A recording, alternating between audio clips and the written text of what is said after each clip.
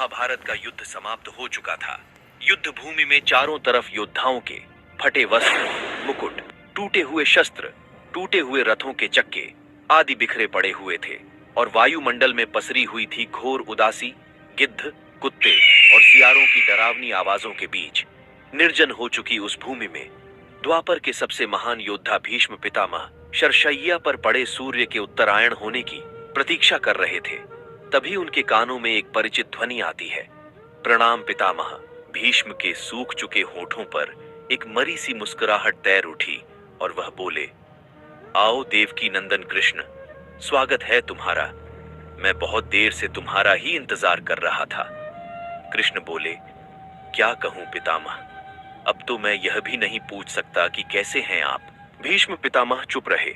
कुछ क्षण बाद बोले, कुछ पूछूं केशव, बहुत अच्छे समय से आए हो। संभवतः शरीर छोड़ने से पूर्व मेरे अनेक भ्रम समाप्त हो जाएंगे। कृष्ण बोले, कहिए ना पितामह। भीष्म पितामह ने कहा, एक बात बताओ कृष्ण, तुम तो ईश्वर हो ना। कृष्ण ने बीच में ही टोका और कहा, नहीं पितामह, मैं तो आपका पौत्र हूं, ईश्वर नहीं। भीष्म उस घोर पीड़ा में भी ठहाके लगाकर हंस पड़े और बोले, कृष्ण, मैं अपने जीवन का स्वयं कभी आकलन नहीं कर पाया। संभवतः नहीं जानता कि यह अच्छा रहा या बुरा, पर अब तो इस धरा से जा रहा हूं कन्हैया, अब तो ठगना छोड़ दो। कृष्ण भीष्म पितामह के पास आए और बोले, कहिए पितामह, क्या पूछना चाहते हैं आप। भीष्म पितामह बोले, एक बात बताओ केशव, इस युद्ध में जो भी हुआ वह ठीक था क्या। कृष्ण ने कहा, किसकी ओर से पितामह, पांडवों की ओर से या कौरवों की ओर से। भीष्म पितामह ने कहा, कौरवों के कृत्यों पर चर्चा का तो अब कोई अर्थ ही नहीं रह जाता कृष्ण, पर क्या पांडवों की ओर से जो हुआ वो सही था क्या।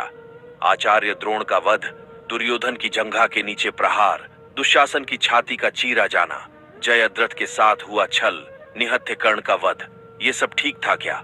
कृष्ण ने कहा, इसका उत्तर मैं कैसे दे सकता हूं पितामह, इसका उत्तर तो उन्हें देना चाहिए जिन्होंने यह किया। उत्तर दे दुर्योधन और दुशासन का वध करने वाला भीम, उत्तर दे कर्ण और जयद्रथ का वध करने वाला अर्जुन। मैं तो इस युद्ध में कहीं था ही नहीं पितामह। भीष्म पितामह ने कहा, अब भी छलना नहीं छोड़ोगे कृष्ण। अरे विश्व भले ही कहता रहे कि महाभारत को अर्जुन और भीम ने जीता है, पर मैं जानता हूं कृष्ण कि यह तुम्हारी और केवल तुम्हारी विजय है। मैं तो उत्तर तुम्ही से पूछूंगा। भीष्म पितामह के इतना कहते ही कृष्ण थोड़ा गंभीर स्वर से बोले, तो सुनिए पितामह, कुछ भी बुरा नहीं हुआ, कुछ अनैतिक नहीं हुआ, वही हुआ जो होना चाहिए था। भीष्म पितामह ने कहा, यह तुम कह रहे हो केशव, मर्यादा पुरुषोत्तम श्री राम का अवतार कृष्ण कह रहा है। यह छल तो किसी युग में हमारे सनातन संस्कारों का अंग नहीं रहा, फिर यह उचित कैसे हुआ। कृष्ण ने कहा, इतिहास से शिक्षा ली जाती है पितामह, पर निर्णय वर्तमान की परिस्थितियों के आधार पर लेना होता है। हर युग अपने तर्कों और अपनी आवश्यकता के आधार पर अपना नायक चुनता है। राम त्रेता युग के नायक थे, मेरे भाग्य में द्वापर आया। हम दोनों का निर्णय एक सा नहीं हो सकता पितामह। भीष्म पितामह ने करुणा भरे स्वर से कहा, मैं कुछ समझा नहीं। कृष्ण ने कहा, राम और कृष्ण की परिस्थितियों में बहुत अंतर है। राम के युग में खलनायक भी रावण जैसा शिव भक्त होता था, तब रावण जैसी नकारात्मक शक्तियों के परिवार में भी विभीषण जैसा संत हुआ करता था। तब बाली जैसे खलनायक के परिवार में भी तारा जैसी विदुषी स्त्रियां और अंगद जैसे सज्जन पुत्र होते थे। उस युग में खलनायक भी धर्म का ध्यान रखता था, इसलिए राम ने उनके साथ कभी छल नहीं किया। किंतु मेरे युग के भाग्य में कंस, जरासंध, दुर्योधन, दुशासन, शकुनी, जयद्रथ जैसे अनेकों घोर पापी आए। उनकी समाप्ति के लिए हर छल उचित है पितामह। पाप का अंत आवश्यक है पितामह, वह चाहे जिस विधि से भी हो। भीष्म पितामह ने उन्हें प्रश्न किया, तो क्या तुम्हारे इन निर्णयों से गलत परंपराएं नहीं प्रारंभ होंगी केशव। क्या भविष्य तुम्हारे इन छलों का अनुसरण नहीं करेगा, और यदि करेगा तो क्या यह उचित होगा। कृष्ण ने कहा, भविष्य तो इससे भी नकारात्मक आ रहा है पितामह। कलयुग में तो इतने से भी काम नहीं चलेगा, वहां मनुष्य को कृष्ण से भी अधिक कठोर होना होगा, नहीं तो धर्म समाप्त हो जाएगा। जब क्रूर और अनैतिक शक्तियां सत्य एवं धर्म का समूल नाश करने के लिए आक्रमण कर रही हों तो नैतिकता अर्थहीन हो जाती है पितामह। तब महत्वपूर्ण होती है विजय, केवल विजय। भविष्य को यह सीखना होगा पितामह।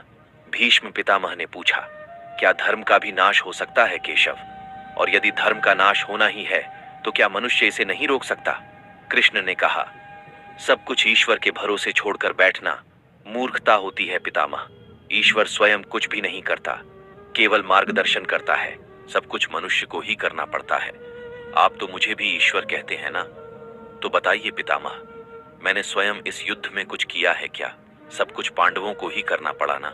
पितामह, ईश्वर स्वयं कुछ नहीं करते, ईश्वर सिर्फ राह दिखाते हैं। सब कुछ हमें ही करना पड़ता है। और ईश्वर के भरोसे हाथ पर हाथ रखकर बैठे रहना तो मूर्खता है। कर्म तो सबको करना ही होगा। युद्ध के प्रथम दिन यही तो कहा था मैंने अर्जुन से। कृष्ण की बातें सुनकर भीष्म अब संतुष्ट लग रहे थे। उनकी आंखें धीरे धीरे बंद होने लगी थीं। भीष्म ने कहा, चलो कृष्ण, यह इस धरा पर अंतिम रात्रि है। कल संभवतः चले जाना होगा। अपने इस अभागे भक्त पर कृपा करना कृष्ण। कृष्ण ने मन ही मन कुछ कहा और भीष्म को प्रणाम कर लौट चले। पर युद्ध भूमि के उस डरावने अंधकार में भविष्य को जीवन का सबसे महत्वपूर्ण सूत्र मिल चुका था। जब अनैतिक और क्रूर शक्तियां सत्य और धर्म का विनाश करने के लिए आक्रमण कर रही हों तो नैतिकता का पाठ आत्मघाती होता है।